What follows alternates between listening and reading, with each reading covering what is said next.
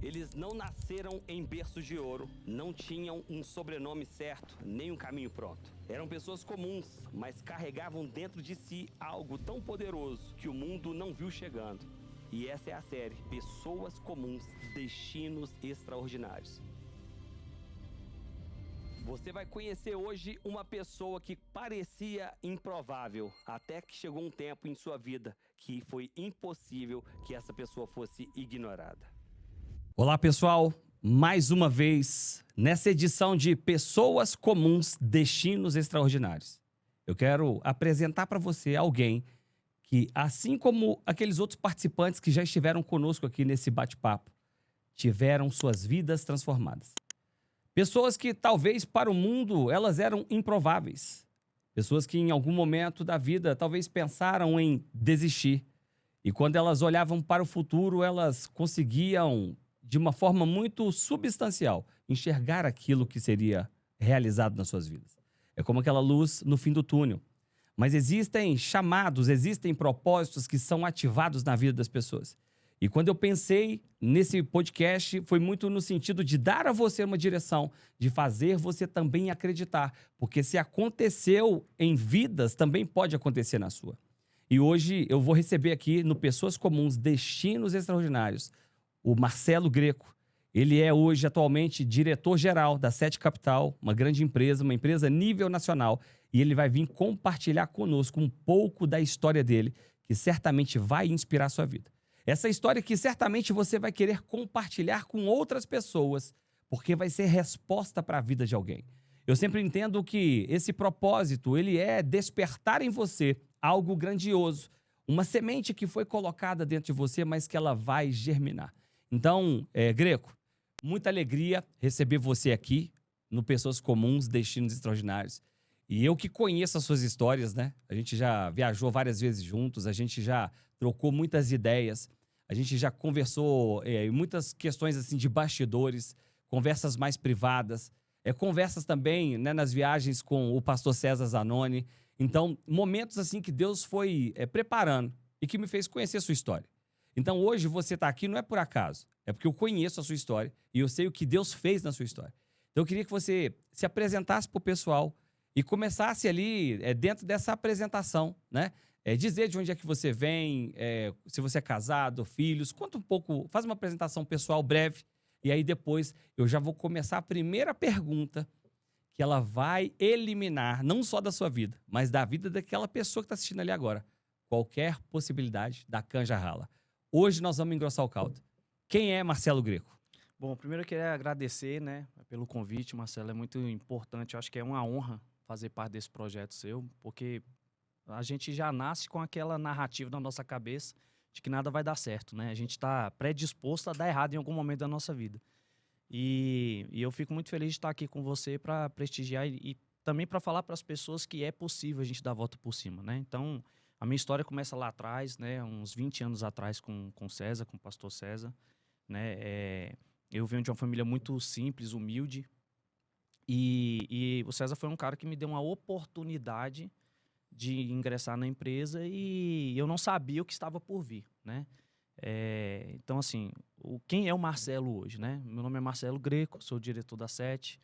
Conhecido como Greco. Conhecido como Greco. Eu tenho 2 filhos, né? O João e o Pedro. Sou casado com a Thalita. E a minha história toda, ela se moldou aqui em Brasília, né? Eu sou do Maranhão, né? Não é daquela cidade que o pastor César fala. Não é do Codó? Não é do Codó, é de São Luís, viu? Eu quero que fique registrado mas isso. é o seguinte, hein? Há controvérsias, hein? Eu tenho uma foto sua na placa. Você desceu do carro, tirou uma foto apontando pro Codó. Não, E mas aí? ali são bastidores, né? Inclusive tinha um amigo meu lá comigo, né? E por sinal aquela viagem foi muito boa. Então, a minha história começa lá atrás.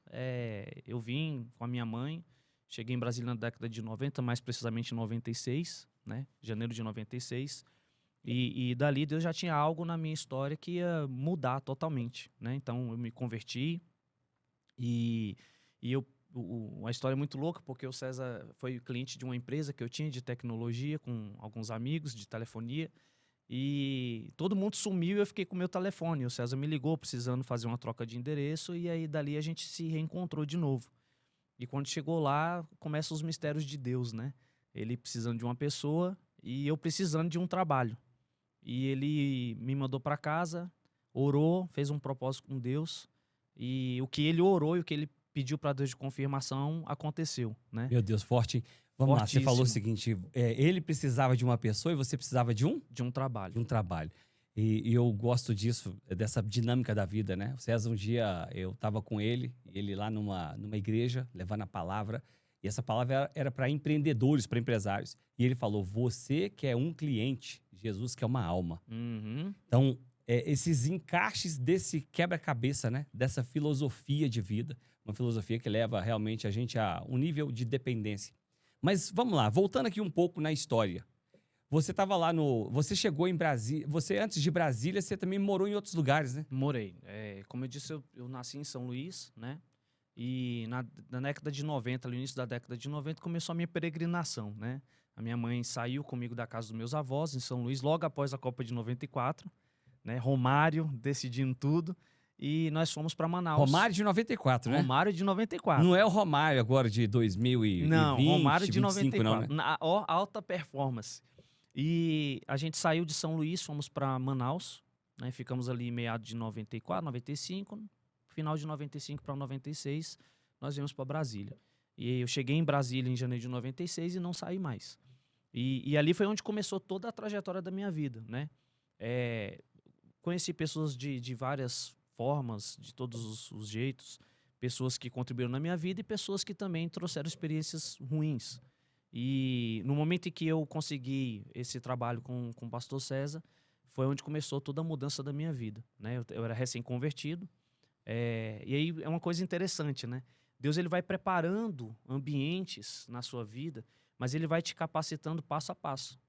Então, primeiro eu tive que ter um encontro com Cristo, porque certamente se eu não tivesse isso, eu acho que eu não ficaria lá na empresa até hoje, por conta dos princípios, por conta das coisas que a gente faz, né? Quando você vive no mundo é diferente. Quando você começa a ter acesso aos princípios, você começa a entender que Deus tem algo preparado para você. Então foi muito interessante na minha história, porque Deus ele simplesmente me deu a oportunidade de conhecer a Ele, a palavra dele, e depois eu tive a oportunidade de ingressar na empresa através desse propósito do César. E é exatamente isso que eu estou te falando. O César precisando de uma pessoa para trabalhar e eu precisando de um trabalho. Tipo, foi uma combinação perfeita. Só que é o seguinte, antes disso, né, tiveram as pessoas assim, que eu acho interessante, Greco, por que essa questão de pessoas comuns, destinos extraordinários, né? Eu tava pensando, eu pensei isso ontem, na verdade, eu nem sei se alguém já pregou isso, tá? Porque às vezes a gente, Deus ele fala, né? É como se fosse uma frequência. Às vezes Deus ele tá falando uma coisa e a gente não tá pegando aquilo que Deus tá falando, mas aí Deus tá anunciando a mesma coisa em outros lugares da Terra. Uhum. Então, eu não sei se alguém já pregou isso. Eu confesso para você que eu não me lembro de ter visto dessa forma em nenhuma pregação, né? Eu estava falando isso para uma pessoa ontem. Eu falei, cara, é engraçado que Deus pode estar preparando para você uma cadeira que você nem sabe que existe. Então, De Deus fato. prepara cadeiras que a gente não sabe que existe. Exemplo, quando José é jogado no poço, José enxergava o poço. Depois José ele vai para casa, ele vai para casa de Potifar. Ele enxergava a casa de Potifar. Os serviços de Potifar. Ele enxergava as necessidades de Potifar. Aí acontece um episódio e ele vai preso. Agora José só enxerga a cadeia. Ele só enxergava as paredes, só enxergava aquele enclausuramento. Ele não conseguia enxergar nada disso. Mas Deus já enxergava, tanto no poço, quanto na casa de Potifar, e quanto na cadeia, Deus já enxergava uma cadeira. Uhum. Deus já tinha uma cadeira para José que já estava preparada. Mas se ele não tivesse passado por aquele processo, ele não conseguiria desfrutar depois daquela cadeira. Níveis de preparação. E aí as pessoas olham, talvez hoje, para a sua vida e falam, poxa, o Greco é bem-sucedido, diretor-geral de uma grande empresa, hoje, né, usufrui de benefícios por ter pago um preço tão grande. E aí as pessoas podem olhar para você e falar, fácil. Sempre teve uma vida fácil, sempre teve uma vida, né, com prosperidade, mas nem sempre foi assim.